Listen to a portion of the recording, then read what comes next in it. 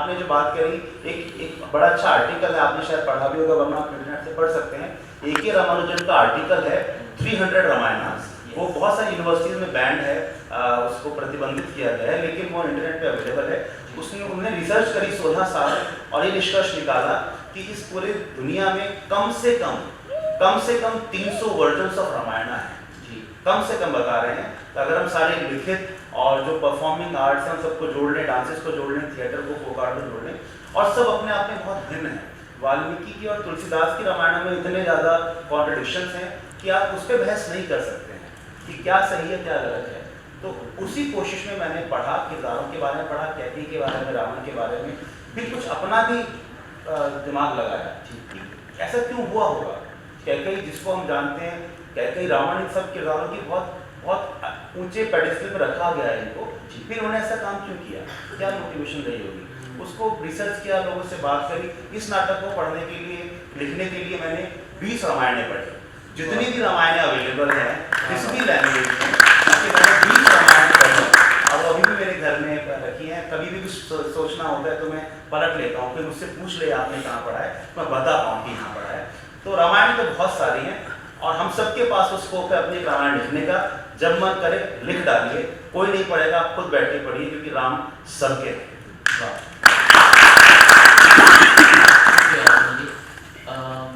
Girija sir, आप पूरे देश भर में घूमते हैं, इतना नाटक से आप जुड़े हुए रहे हैं, नाटक के बारे में लिखते भी हैं इतना, और आपकी नज़र से हम तक वो सारी बातें पहुँचती हैं। तो आपने जो अलग अलग छोटे छोटे शहरों में इतने सारे राम के किरदार, अलग अलग रामायण, रामलीलाएँ, बहुत सारा जो आपने, आपका जो एक पूरा सफ़र रहा, इसमें कोई एक ऐसी कोई घटना या ऐसी कोई बात राम के किरदार की जो कहीं आपने किसी मंच पे देखी हो और आपको लगता हो कि ये बात कहीं और नहीं कही जा रही, ये बड़ी एक अद्भुत सी बात है जो यहाँ की रामलीला में हो रही है या यहाँ हो रहा है, तो वो कोई एक ऐसा राम का अनछुआ पहलू जो आपने देखा हो और अब हम आपकी नज़र से अगर देख पाएँ उसे। जैसा अतुल जी ने कहा, उन्होंने कहा कि सबके अपने अपने राम हैं और जितने हर एक के अपने राम है, हर एक के अपने रामायण है। अब जो राम की कहानी है, रामायण की कहानी है, वो गांव कस्बों से लेकर शहरों तक रामलीला के रूप में, किसी और रूप में अनादिकाल से चली आ रही है। और आप भिन्नता की बात करते हैं, आप जहाँ भी जाएंगे जो रामलीला देखेंगे वो आपको बिल्कुल नहीं लगेगी। सबके अपने अपने तरीके से, जैसे अतुल जी ने रामायण को एक थोड़े से अपने इंटरप्रिटेशन के साथ उन्होंने प्रस्तुत किया। अब इस रामायण में और बाकी रामायण में जो अंतर है, आप देखेंगे कि बहुत सारी चीज़ें ऐसी हैं जो नए, बहुत लोगों को, जो दर्शक है, उनको नहीं लगेगी, ये ऐसा भी है। और वो जो नयापन है वो तार्किक लगता है, वो कहीं कन्विंसिंग लगता है। वैसा ही दरअसल दो कैरेक्टर मुझे लगता है कि भारतीय जनमानस में बहुत गहरे तक समाये हुए हैं और जिन पर अनगिनत लिखा गया, अनगिनत काम किया गया, उसके बाद भी उनके बहुत सारे ऐसे पहलू हैं जिन पर अभी भी काम करना बाकी है। एक राम और एक गांधी, और ये दो कैरेक्टर ऐसे हैं जो भारतीय जनमानस के बहुत अंदर तक समाये हुए हैं और जिन पर विश्लेषण, इंटरप्रिटेशन, लिखना, समझना पता नहीं कितने सालों से हो रहा है और कितने सालों तक होता रहेगा। तो इसलिए राम के चरित्र को या रामलीला को या रामायण को हम देखें तो वो हर एक के, जिस तरह से हर एक के अपने राम है, वैसे ही हर एक के अपने रामायण है, अपनी रामलीला है और वो अपने अपने तरीके से। दूसरी बात आप देखिए कि जब बाकी किसी भगवान की बात करते हैं या उनके इतिहास की बात करते हैं तो कहीं न कहीं वो मैथोलॉजी या एक धार्मिक भाव आता है। जब राम की बात होती है, रामलीला की बात होती है, तो ऐसा लगता है कि हमारे आसपास घटित होने वाली तमाम जो चीज़ें हैं वो हम जी रहे हैं। तो राम जो है वो इतने आम आदमी तक, एक अवाम में जिस तरह से समाये हुए हैं, वो एक उनको विशिष्ट भी बनाता है और हमारे लोक जीवन को में जो बहुत सारी विविधताएं हैं वो राम के जरिए आती है।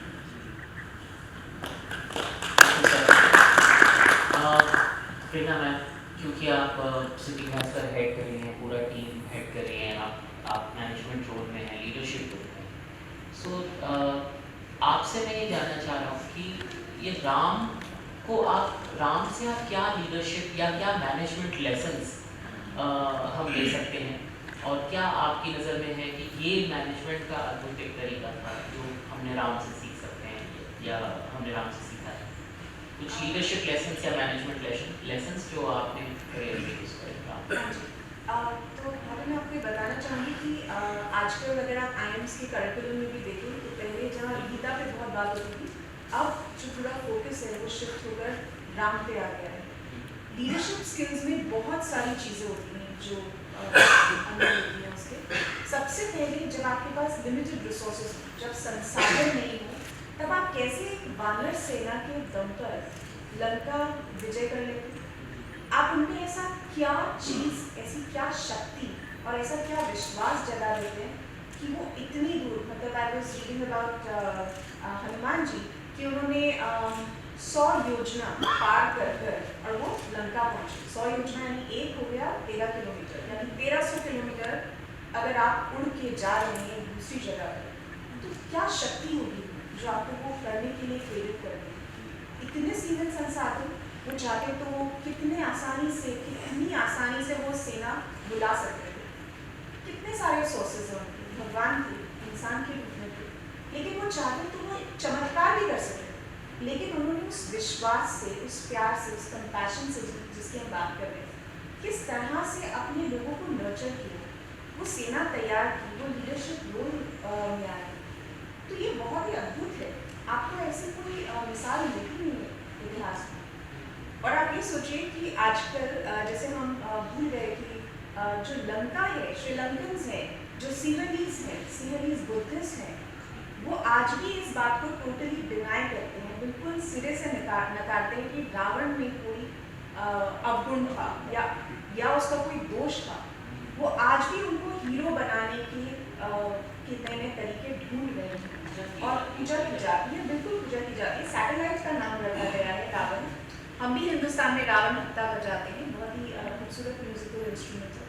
लेकिन और आप सोचिए कि जब हमारी इंडियन पीस कीपिंग फोर्स जब लंका में गई, जब वो मामले चल रहे थे LTT के, तो उनको मंकी फोर्स कहा गया। ये तो वानर सेना है, तो उनके लिए गिमिक था, एक वर्ड था, एक सटायर था। लेकिन हमारे लिए हमारा विश्वास है कि अगर विश्वास की शक्ति हो तो सब कुछ संभव है। और आपको पता है कि एक ह्यूमन रिसोर्स जो मानव संसाधन है, वही ऐसी चीज़ है जो एप्रिशिएट होती है, वैल्यू, जिसको आप बहुत ज़्यादा नर्चर और डेवलप कर सकते हैं। इस टेबल को मैं आज जितना भी बोलूँ कि क्या चमक रहे हो यार, तुम सबसे अद्भुत हो, इससे कोई फर्क नहीं पड़ेगा, ये डेप्रिशिएट होगा। लेकिन आज अगर मेरे ख्याल से अरुण जी बैठे हैं यहाँ पर, या अब्दुल जी, आप अगर उनको 5 वर्ड्स भी बोल दो, वो कहीं ना कहीं जाकर उनकी पर्सनैलिटी में, उनके ऑरा में, उनके काम में रिफ्लेक्ट होंगे और मल्टीप्लाई। यही चमत्कार जो हम बोलते हैं कि राम का चमत्कार, ये बेसिकली उनके अस्तित्व का और वो जो विश्वास है उसका चमत्कार है। और जब हम लीडरशिप रोल्स में होते हैं सीरियसली, तो हम लोग वही चीज़ सीखते हैं। अगर आप सीता की भी बात करें तो इतने घने जंगल में जब उन्होंने डिसीजन लिया कि मैं वहाँ जाऊँगी क्योंकि मुझे भी राम की बात का मान रखना है, तो she also had a survival tool kit, जिसकी हम बात करते हैं मैनेजमेंट प्रिंसिपल्स में। बहुत सारी चीज़ें, रिलेशनशिप मैनेजमेंट, ठीक है। आप किसी भी और अगर आप एपिक को उठा के देखेंगे तो जो स्टेप मदर होती है उसकी तरफ क्या रवैया होता है, सौतेली माँ, मतलब आप उनकी भी रिस्पेक्ट कर रहे हैं, उसको भी मर्यादा में रखते हैं। सो द रिलेशनशिप्स का क्या थ्रेशोल्ड होता है, या रिस्पॉन्सिबिलिटीज़ का क्या थ्रेशोल्ड होता है, वो रामायण से बहुत खूबसूरती से सीखा जा सकता है। तो ये मैंने उससे डिराइव किया है, और रोज़ शायद एक छोटे छोटे राम हमें मिलते हैं और हम उनको डेवलप करके बड़ा करते हैं, क्या पता कुछ चमत्कार हो जाए। मुझे एक कपलेट लिखा हुआ याद आता है कि बहते कतरे का खुद पर विश्वास दिखाई दे, बहते कतरे का खुद पर विश्वास दिखाई दे, दरिया को सब देखें मुझको प्यास दिखाई दे, और गौर से देखो असली मकसद वो है जीवन का, रामायण का जो हिस्सा वनवास दिखाई दे। तो यही मेरा दूसरा सवाल है अतुल जी से और अरुण सर से और गुर्जर सर आपसे कि राम के दो पक्ष जो मुझे अभी मैं देखना चाह रहा हूँ वो है एक राजा राम और एक वनवासी राम। तो आप दोनों में से जब ये किरदार प्ले करते हैं या डायरेक्ट करते हैं तो दोनों में से कौन सा पक्ष आपको ज़्यादा फैसिनेट करता है, आप स्वयं को उससे ज़्यादा करीब पाते हैं डायरेक्ट करते टाइम भी, देखते टाइम भी और उस किरदार को प्ले करते टाइम भी, राजा राम या वनवासी राम? यहाँ सबसे इम्पोर्टेंट है कि आपका दृष्टिकोण क्या है, आपका पर्सपेक्टिव क्या है। अगर मैं पर्सपेक्टिव की बात आपको समझाऊँ एग्जांपल से, तो अगर हम एक पेंटिंग इमेजिन करें कि एक सड़क है, उसके दोनों तरफ जंगल है और एक हिरन जा रहा है, तो हमको देख के पेंटिंग को देख के समझ आता है कि हाँ भाई हिरन सड़क क्रॉस कर रहा है। इसके आगे जाके अगर आप सोचें तो बात समझ आती है कि ये सड़क हिरन के जंगल को क्रॉस कर रही है। जंगल तो वहीं था, हिरन भी वहीं था, सड़क आ गई ना, वो कुछ क्रॉस नहीं कर रहा है, वो अपनी जगह पर ही है। तो राजा राम और वनवासी राम हम लोगों के लिए, राम का मतलब ही वही है जिसके अंदर वो वैराग्य हो कि वो राजा है। उसने देखिए किष्किंधा को जीता, छोड़ के किसी और को राजा बना दिया, लंका को जीता, छोड़ दिया, किसी और को राजा बना दिया, अयोध्या में भरत बन रहा है तो भी कोई बात नहीं, वो उतने ही संतुलित, उतने ही सेटल्ड जंगल में भी थे और अपने राजमहल में भी थे। तो जो हमको समझना है वो वैराग्य है, जो कल के नाटक में अगर आपने ध्यान दिया हो तो सीता परिभाषित करती है कि शिव का पिनाक क्यों कोई और नहीं उठा पा रहा है और क्यों राम भी उठा पा रहे हैं। तो यही बताया कि ये पिनाक ही क्योंकि शिव का धनुष है। अब शिव का धनुष है तो उसमें शिव के एट्रीब्यूट्स आने बहुत जरूरी है। शिव तो वैरागी है, सब कुछ उनके हाथ में लेकिन कुछ भी नहीं है, वो समुद्र की रेत की तरह है। तो एक सिरे पर जगत है, एक सिरे पर वैराग्य है, जो बैलेंस कर लेगा वो इसको उठा पाएगा और वही राम है।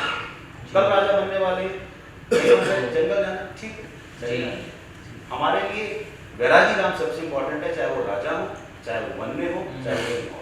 मतलब राजा होते हुए भी वो वनवासी है और वनवासी होते हुए भी राजा है, सबके राजा हैं, किसके राजा हैं? जी जी जी।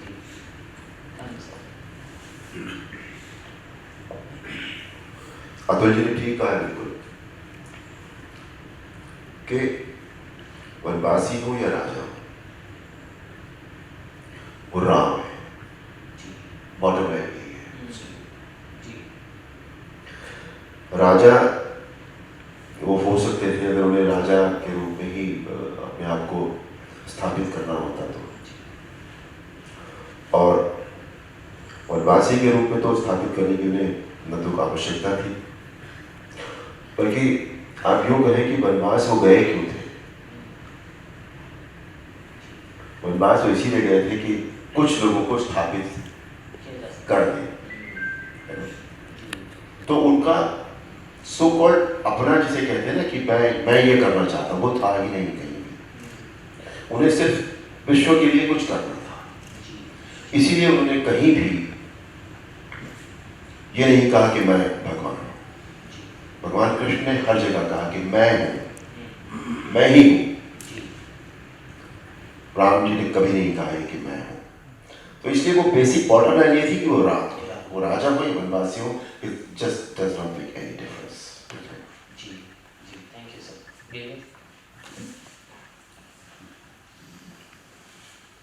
जब हम कहते हैं कि सबके राम हैं और राम बहुत गहरे जनमानस तक समाये हुए हैं, समाज के हर स्तर पर समाये हुए हैं, तो आखिर इसके पीछे क्या कारण है? तो जब इस कारण को समझते हैं तो मुझे लगता है कि न राम राजा थे, न वनवासी थे, न भगवान थे। उन्होंने पूरी तौर पर एक बहुत सामान्य व्यक्ति की तरह आप राम को देखेंगे और हम लोग देखते हैं और हमको लगता है कि हम भी राम हैं और राम हैं और राम से हमें सीखने को मिलता है। तो राम जो है महानता का व्यक्तित्व नहीं था, वो एक बहुत सामान्य व्यक्ति के रूप में जो भी जीवन की चुनौतियां थी उनको वो किस बखूबी से सामना करते चले गए। इसीलिए हर आदमी अपने आप राम को अपने बहुत करीब पाता है और उससे कहीं न कहीं वो अनुप्राणित भी होता है। जी, क्योंकि हम पूरी वार्तालाप के दौरान हमने राम को समाज से जोड़ा, हमने राम को लोगों से जोड़ा और वो हमेशा जुड़े रहे। तो एक सामाजिक पर्सपेक्टिव से ये क्वेश्चन है जो मेरे मन में आ रहा है कि आज क्योंकि हम सबके अपने अपने राम हैं, तो कुछ लोग उन 300 रामायणों में से कुछ ऐसे हिस्से भी निकाल रहे हैं और फिर उससे राम को एक अलग चश्मे के साथ देख के और परिभाषित कर रहे हैं, एक अलग तरीके का एग्रेशन राम के साथ जोड़ दिया जा रहा है। रंग की बात हो, रंग और राम है ना, राम बहुत होता है, ये सब थिएटर आर्टिस्ट हैं, जी। रंग की बात हो, रंग की बात हाँ, तो उसमें ये जो पर्सपेक्टिव है, उसमें फिर थिएटर का रोल क्या है? सर थिएटर क्योंकि सही परिभाषा पहुंचाना मुझे लगता है वो थिएटर, हम सब नहीं, थिएटर देखिए, आर्टिस्ट की सवाल राम की कोई परिभाषा नहीं होती है। आपकी सही कि मेरी सही? हाँ। जी, मेरी सही आपकी सही शायद ना हो। लेकिन जो नहीं सही है वो कौन तय करेगा? नहीं, ये जो है परिभाषा तय करने की बात या सही गलत की बात है, तो मैं हमेशा कहता हूँ कि हमारी सारी लड़ाई सारा जद्दोजहद जो है वो सही और सही के बीच में है। गलत कौन है ये तय करना न मेरे हाथ में है न किसी और के हाथ में है। आप जो कह रहे हैं वो भी सही है, मैं जो कह रहा हूँ वो भी सही है, और सारी लड़ाई जो है सही और सही के बीच में है। बहरहाल जहाँ तक राम और रंग की बात है, रंगमंच की बात है, तो जैसा मैंने पहले कहा कि राम और गांधी ये दो ऐसे चरित्र हैं जिनके इतने रंग हैं, जिनके इतने पहलू हैं उनके व्यक्तित्व के, जिन पर जितना लिखा गया, जितना कहा गया, जितना खेला गया, उसके बाद भी बहुत कुछ ऐसा है जो अभी लगता है कि उसमें बहुत कुछ करने, समझने, सीखने की जरूरत है। और रंगमंच के लिए जो बहुत ऐसे पात्र जो राम और गांधी जैसे पात्र जो हैं, वो तो हमेशा एक नई दृष्टि, नया विषय वो देते रहते हैं, और इसलिए रंगमंच में राम को खेलने की गुंजाइश रामलीला के रूप में सदियों से आ रही है, और आगे भी राम के अलग अलग रूप। अब कल देखिए इनके नाटक में कुछ चीजें हैं कि कहती है कि मैं तुमको बरमास भेजना चाहती हूँ, दो बातें हैं, को राज मैं ये एंटिसिपेट करता रहा उस सेकंड में कि इसमें राम का रिएक्शन क्या होगा। सौतेली माँ है और बड़े प्यार से, बड़े अधिकार से वो कह रही है कि नहीं, एक बात नहीं, ये दूसरी बात और भी है कि तुमको वनवास जाना है। मेरे बिल्कुल अनुमान से अलग जो राम का रिएक्शन होता है, इतनी छोटी बात है, चलो अभी जाके बात कर लेते हैं, उसमें क्या है, ये राम है। और यही जो है राम रंगमंच के लिए एक बहुत बड़े किरदार के रूप में, बहुत बड़े विषय के रूप में, और उसको बहुत अलग ढंग से प्रस्तुत करने की गुंजाइश पैदा करता है।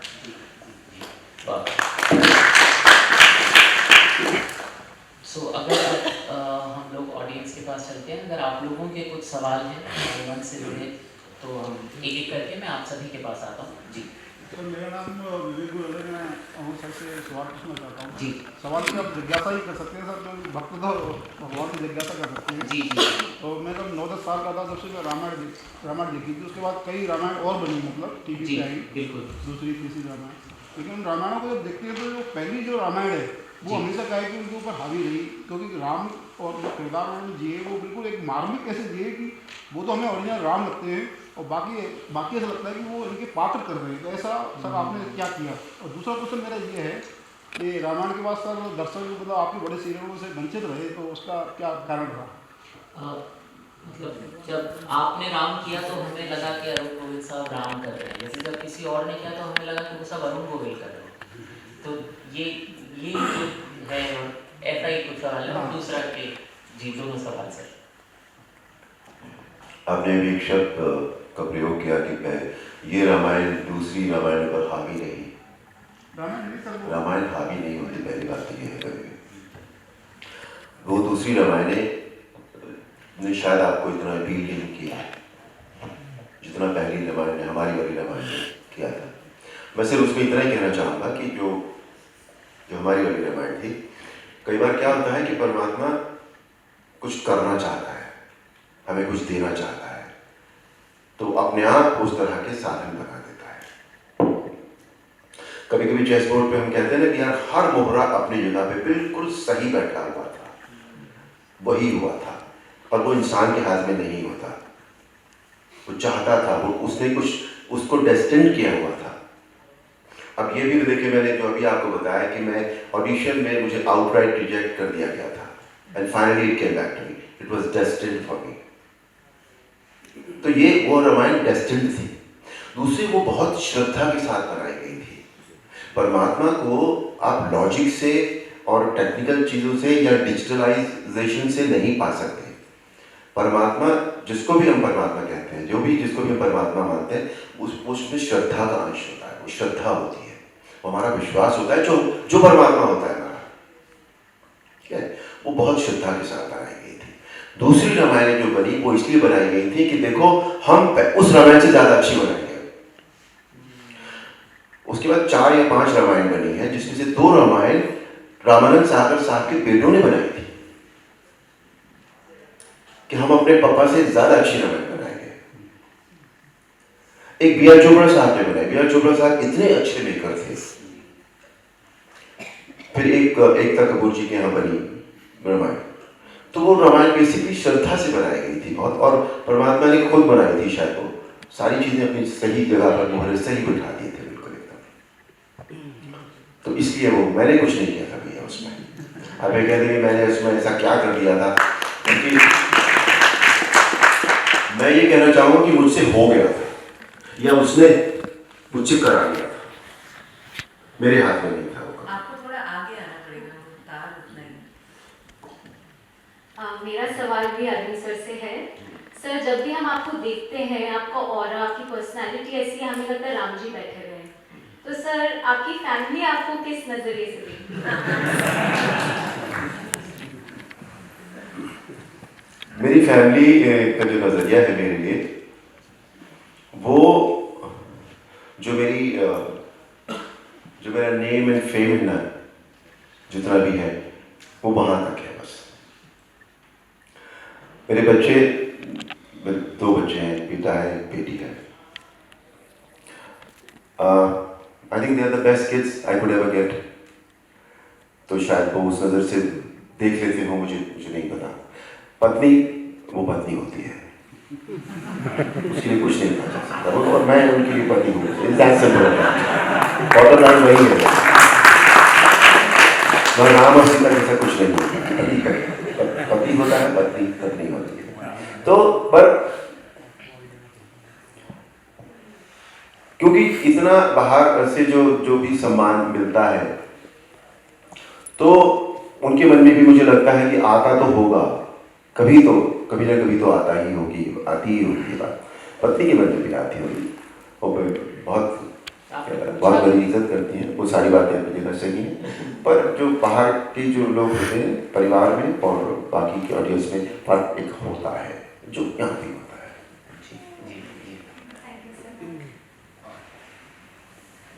मेरा एक सवाल ये है कि शुरू से ही रहा है कि राम को एक आदर्श बना के प्रस्तुत किया गया है कि वो बहुत आदर्श है, बहुत अच्छे हैं, हर एक इंसान को राम बनना चाहिए।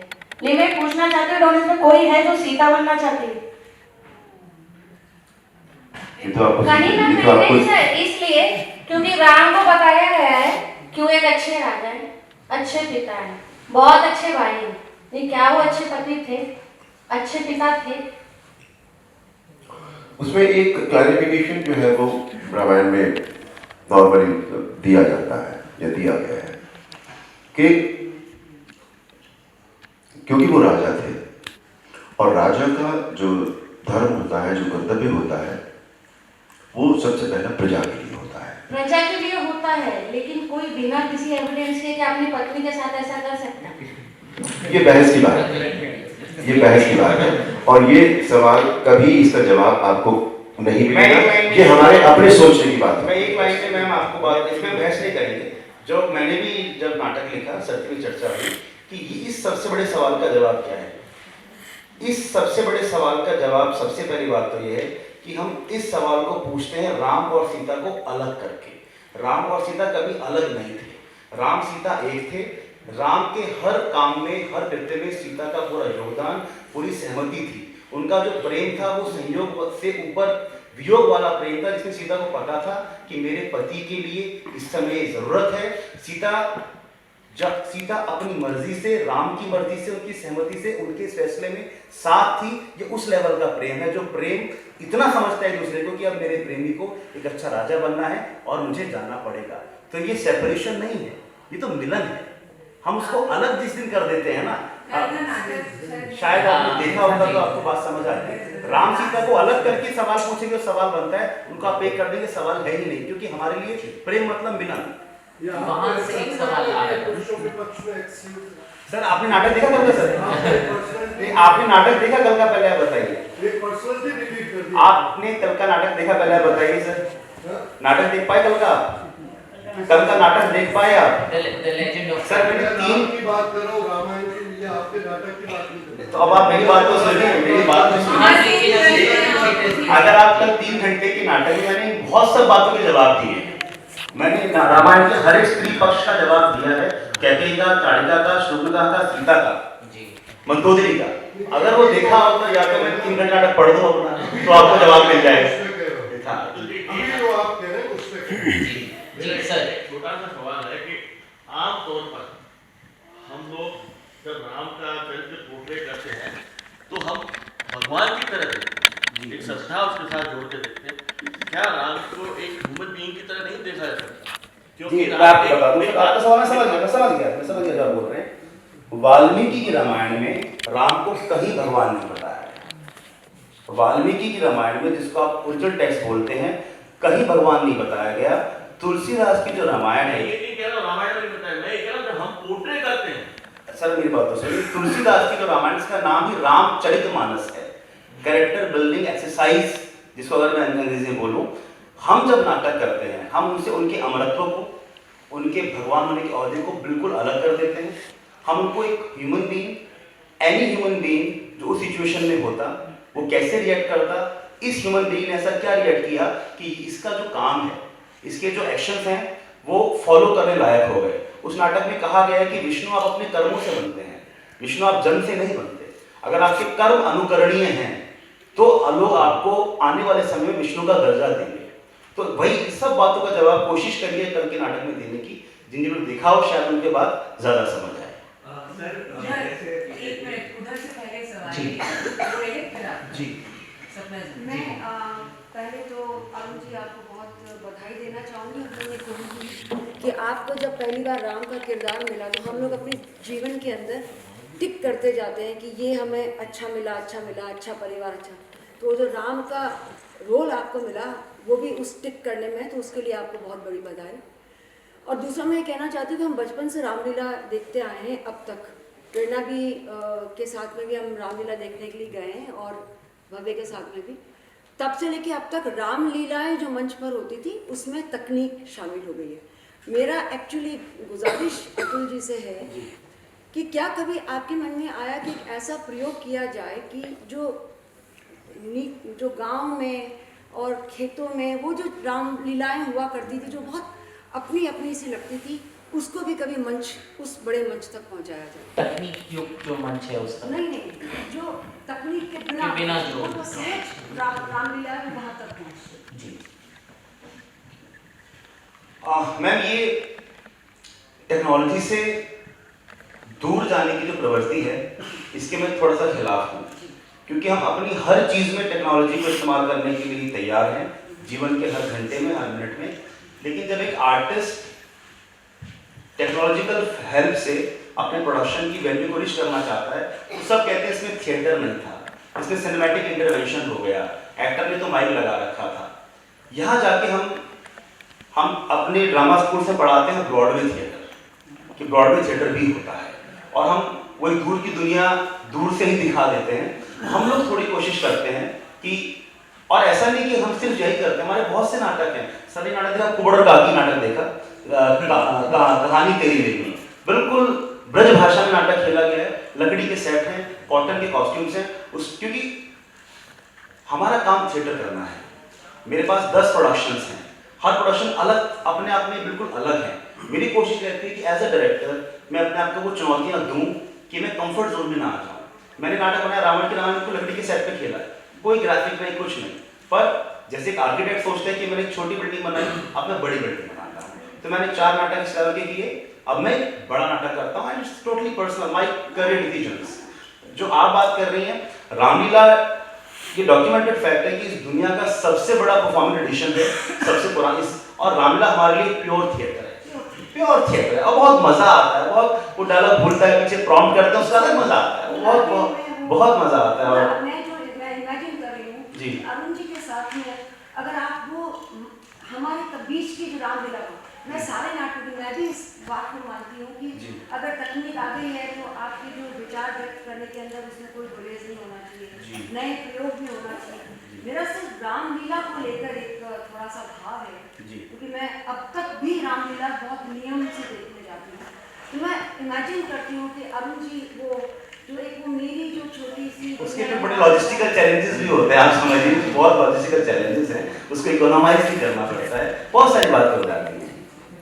जी दो नंबर अगला सवाल आप पूछिए। पहले आपको बहुत बहुत शुभकामनाएं, आपने जिस तरह से, क्योंकि मैंने नाटक देखा है, मैं कह सकता हूं, अच्छी बात। तो आपने जिस तरह से एक राम को एक व्यक्ति के रूप में प्रस्तुत किया, और जो केकई का संवाद है कि कर्म से आप विष्णु बनेंगे, तो अंत में वो विष्णु की यात्रा मैंने महसूस की है।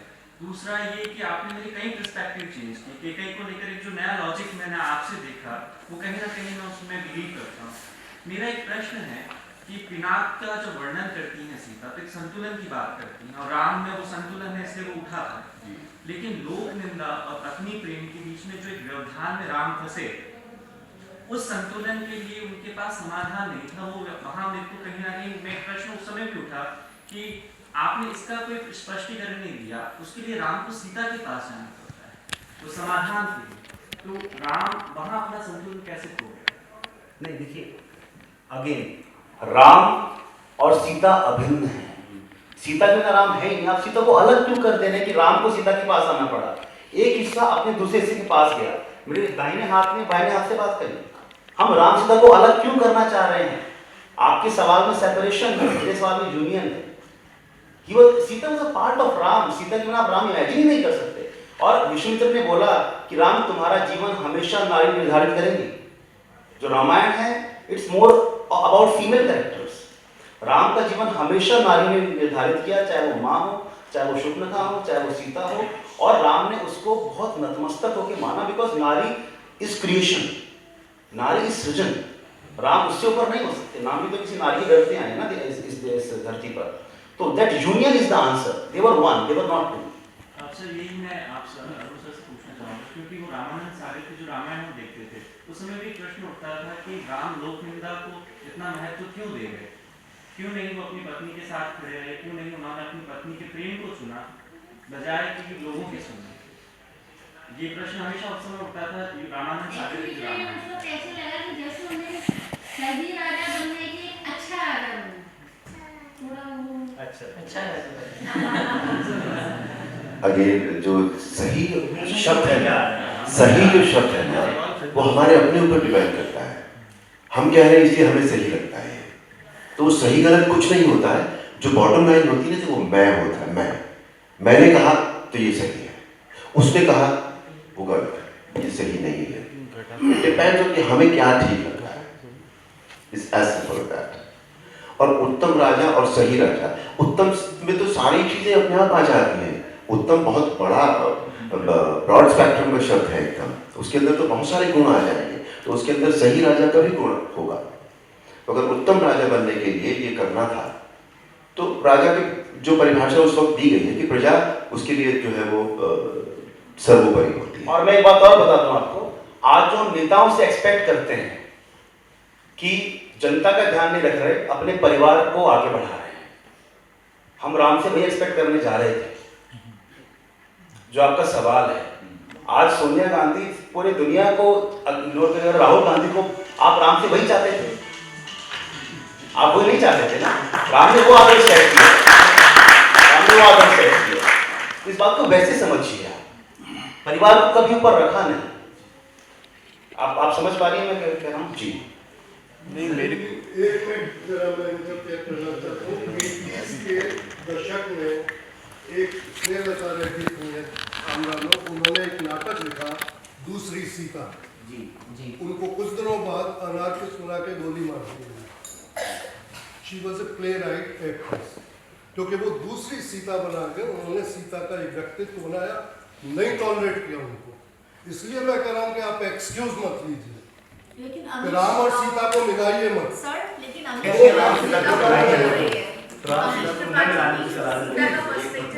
क्या ma'am but I think 8 minute में एक रामायण की बात हो रही है।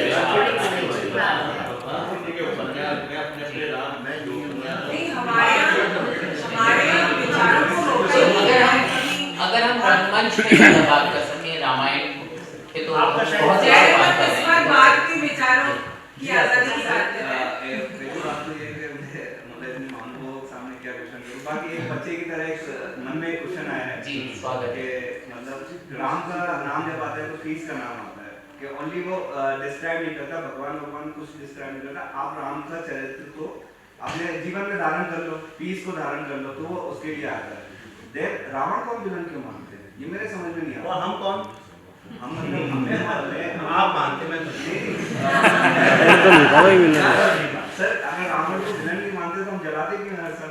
पहली बात मेरा क्वेश्चन ये है कि रावण का जब मैं पढ़ता हूँ तो रावण का आता है कि वो एक सच्चा भाई था, विद्वान था, वो विद्वान था, बहुत अच्छा। उसके बाद में जब सीता ने अग्नि परीक्षा दी, अग्नि परीक्षा में पास हुई तो उसका सबसे ज्यादा एथिक्स सबसे अच्छा और सबसे क्लियर जब फ्लैश हुआ, सीता पवित्र थी। मैं बहुत अच्छा आपकी बात समझ गया, मैं इसमें बहुत ज्यादा नहीं समय लगाऊंगा। मेरे देखिए एज अ नाटककार मेरे 2 नाटक है, रावण की रामायण और लैंड ऑफ राम। आप नाटकों को बैक टू बैक देखिए, आप बोलेंगे इंसान पागल है क्या? पहले रावण की बात पूरी कह दी कि रावण जस्टिफाई कर दिया, फिर राम को जस्टिफाई। ये मेरा काम है। जहाँ तक आप वो बात कर रहे हैं कि रावण विलन है कि नहीं है, मैं इतना कहना चाहूँगा, आपका सब भैया क्या नाम है? मेरा मोहम्मद जीशान। जीशान साहब मान लीजिए कि आप एक राजा है, मैं दूसरा राजा हूँ। जीशान और अतुल की लड़ाई हुई, अतुल हार गया। जीशान कभी नहीं लिखवाएगा अतुल बहुत अच्छा इंसान था पर मैंने उसको मार दिया। जीशान लिखवाएगा अतुल का नाश होना था, वो अधर्मी था, वो तय था, मैंने धर्म की स्थापना की। इतिहास वो लिखवाता है जो सर्वाइव कर जाता है, वो अपने पर्सपेक्टिव से। मैं अतुल में इसमें ऐड करना चाहूंगी एक चीज कि जो जलाने की या उसकी बात करें वो प्रतीक है अच्छाई और बुराई का। और मैंने बचपन से मतलब हमने जब स्कूल में भी पढ़ा था कि रामचंद्र राम राज्य था, रामचंद्र था, तो हमने उसी दौरान ये भी पढ़ा था कि रावण विद्वान था और नॉलेजेबल था और अच्छाई और बुराई की लड़ाई थी। और उसमें ये कहीं पर भी नहीं कहा गया है कि वो बुरा व्यक्ति था, बल्कि जयरंगम में एक नाटक हुआ था स्पीसीज म्यूजियम ऑफ रसिका आगाशिका, मुझे उसका टाइटल याद नहीं। उसमें सीता का जो कैरेक्टर है वो ये कहती है कि मेरा असली प्रेमी कौन, वो जो रोज मुझसे आकर पूछता है कि तुम मुझसे शादी करोगे और मैं मना कर देती हूँ और वो चला जाता है, या वो जिसने मैं प्रेग्नेंट थी मुझे छोड़ दिया। तो ये एक पर्सपेक्टिव था एक फीमेल का। और ये ऐसे बहुत सारे पर्सपेक्टिव्स हमारी संस्कृति में, हमारे साहित्य में ओपन है, लोग पूछने के लिए आजाद है और पूछने भी चाहिए, इसके बावजूद भी कि कोई आपको गोली मार दे। तो ये जो रावण और ये रामलीला है, ये लोकाचार में संजय सर शायद कुछ बोलना चाह रहे हैं इस पर, तो उनका भी point of view, Sanjay Upadhyay ji हमारे बीच में है, उनका पॉइंट ऑफ व्यू। पहले तो सर के लिए ताली बजाएं, सर हमारे पूजनीय हैं संजय उपाध्याय जी। इसलिए बनाकर सवाल आसान कर दिया। सर एक सवाल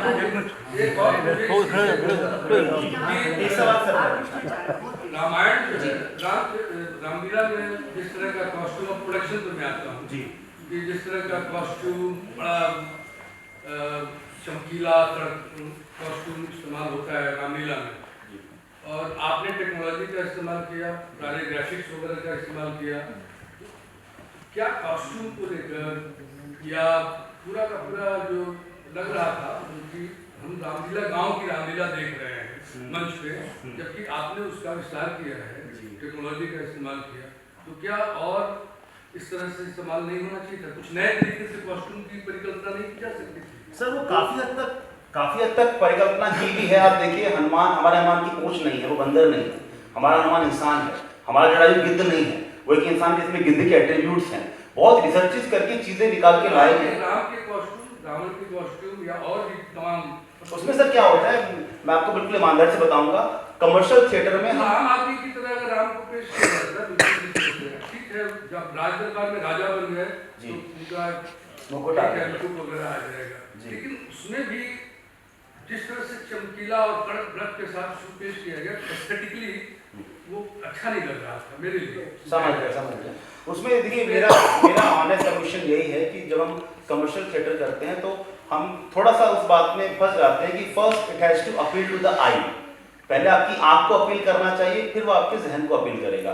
राम कृष्ण रावण इनकी कुछ ऐसी इमेजेस बनी हुई हमारे माइंड में, अगर मैं उसको इतना ज्यादा तोड़ दूंगा कि आधे घंटे तक मेरा ऑडियंस सोच रहा है कैसा राम है, कुर्ता पहन के आ गए, ये कैसा राम है, तो मैं उसको आधे घंटे तो कन्विंस करने में लग जाएगा कि भाई यही राम है, मान लो ये राम है।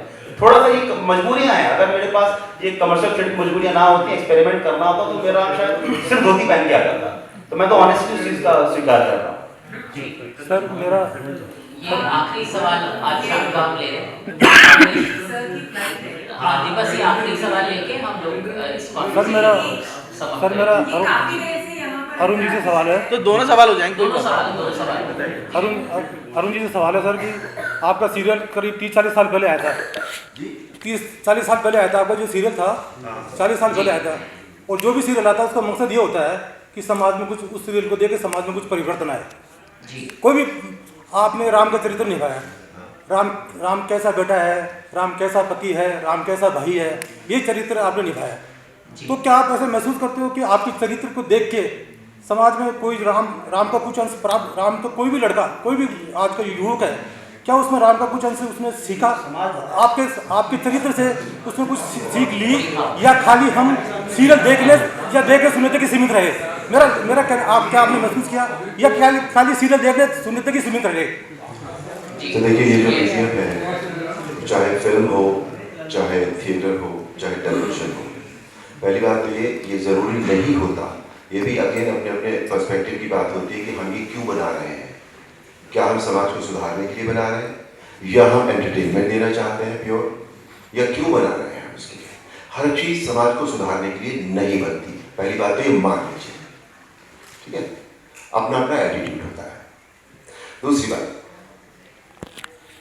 मुझे ये लगता है कि इसका अंश लोगों तो गया होगा या नहीं गया होगा, वो लोग बता पाएंगे, मैं नहीं बता पाऊंगा उसको, वो आपको समाज से पूछना होगा, ठीक है? तीसरी बात, जो ये मेरे पर्सनल ओपिनियन है कि जो हमारा स्वभाव होता है, जिसे हम स्वभाव कहते हैं, फितरत कहते हैं, वो परमात्मा हमारे साथ बिल्डिंग करके भेजता है। वो आसानी से पहली बात तो चेंज नहीं होती, आप कुछ भी कर लीजिए, आपको उसमें एक्सेप्शंस मिलेंगे, लेकिन वो 0.0000% होगा कि किसी चीज को देखकर इंसान का स्वभाव बदल गया। लेकिन जब कोई चीज हम रोज रोज देखते हैं या रोज रोज उसे हम करते हैं या हमारे जीवन में आती है, तो कहीं ना कहीं थोड़ा बहुत फर्क जरूर पड़ता है। जैसे छोटी सी बात है कि अगर हम अपनी रोजाना की जो कंपनी है हमारी, जो भी जिस कंपनी में हम उठते बैठते हैं, ठीक है ना, हमारी सोच वैसी ही होने लगती है, हमारे आचार विचार, हमारा बोलने का तरीका, हमारा सब चीज़ धीरे धीरे बदलती है। तो कहीं ना कहीं अंश जाता तो जरूर होगा, लेकिन कितना गया कितना नहीं गया ये आपको समाज बता पाएगा, मैं नहीं बता पाऊंगा सर। जो मेरा काम है वो मैं बस ईमानदारी से करता हूँ, and that's all, that gives me the satisfaction. आज की शाम का एक आखिरी सवाल हम ले लेते हैं सर से, आपके पास 1 सेकंड बस, हमको रैप अप करना है एक्चुअली शो इसलिए, क्योंकि अरुण सर सामने आए तो बड़ा भावुक हो गया हूँ। सर राम और रामायण की बातें तो बहुत सारी हुई हैं, आपसे मैं पूछना चाहूँगा सर, क्योंकि राम का इतना बड़ा किरदार आपने निभाया है, आपको कितना सर ये बदलाव आ गया है किरदार से निभाने, और उसका जो प्रभाव बाद में पैदा हुआ है कि आप पहले से कुछ बदल गए हैं? ये पहला सवाल नहीं था सर से लेट नहीं है, मैं शुरू से वो नहीं बताया सर ने उत्तर कि मतलब पर्सनली आपकी व्यक्तित्व में कितना फर्क आ गया, जैसे आप एक बार आपको चलिए उसका आधा, चलिए आपको मैंने नहीं बताया होगा, आप बदल गए, बिल्कुल परेशान ना हो, मैं बताता हूँ, आप क्यों परेशान हो गए? धीर गंभीर हो गए राम। पहली बात तो मैंने इसका जवाब मुझसे कल भी पूछा था स्टेज पर किसी ने, कर्टन कॉल के बाद एक यही सवाल आया था मेरे पास। मेरी जो साइट है, जो मैं हूँ बेसिकली, वो मैं रामायण से पहले भी ऐसा ही था और रामायण के बाद भी और आज भी मैं ऐसा ही। व्यक्तित्व अगर हम ऊपरी तौर पर कहें, बाहरी तौर पर, तो उसमें बदलाव होते हैं। जैसा अभी मैंने कहा कि व्यक्तित्व में नॉर्मली बदलाव नहीं होता। अब आप ये सोचिए कि मेरे मन में क्यों आया था कि मैं भगवान राम का चरित्र करूं। कोई तो कारण रहा होगा, मुझे नहीं पता क्या कारण था, पर मेरे मन में यही क्यों आया। मैंने क्यों भरत और लक्ष्मण का किरदार नहीं किए, मुझे नहीं कर रहे थे, मेरा मन नहीं कहता था उनके लिए। तो मैं कहीं ना कहीं मेरे अंदर कुछ रहा होगा, या तो कोई आइडेंटिफिकेशन होगा, कुछ तो भी रहा होगा। तो जो मेरी ऊपर की जो वो है, जो मैंने अपने ऊपर ओढ़ रखा है या ओढ़ा हुआ था, उसमें जरूर बदलाव आए होंगे। मेरे खाने पीने में, मेरे रहने में, मेरे बोलचाल की भाषा में थोड़े बहुत बदलाव आए होंगे। लेकिन जो अंदर होता है इंसान का, जो अंतर्मन होता है, उसमें कहीं कोई बदलाव नहीं है। मैं पहले भी ऐसा ही था, अभी भी ऐसा ही हूँ, और जब तक रहूंगा ऐसा ही रहूंगा। अब वो अच्छा है या बुरा, ये आपके ऊपर है, मेरे ऊपर वोट नहीं है।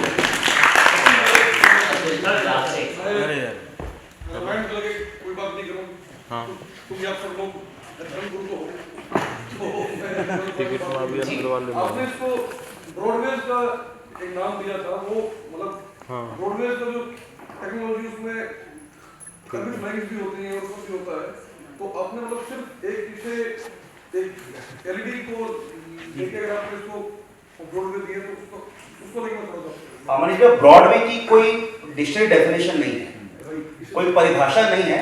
Broadway means a larger than life, जो हमको समझ आती है, larger than life presentation of a popular story. आप कोई भी ब्रॉडवे उठाइए, it will first be a popular story, चाहे वो अलादीन की हो, चाहे वो लायन किंग की हो, चाहे कोई हो, उसको एक लार्जर देन लाइफ कैनवस पे आप उसको प्रेजेंट कर दें। That is our definition of Broadway. उसमें ऑफ कोर्स ये वाला जो नाटक था, ये जो हमारे नाटक का कुछ 60% हम कर पाए, बिकॉज जयरंगम की जो स्टेज था उसकी कुछ लिमिटेशन थी। हमारे लिए Broadway means live singing, live dances, huge sets which includes cinematic as well as physical sets, and definitely loud costumes. This is my definition of Broadway, which is mota definition of Broadway. What we are trying to do is to bring that culture of Broadway domestically in India.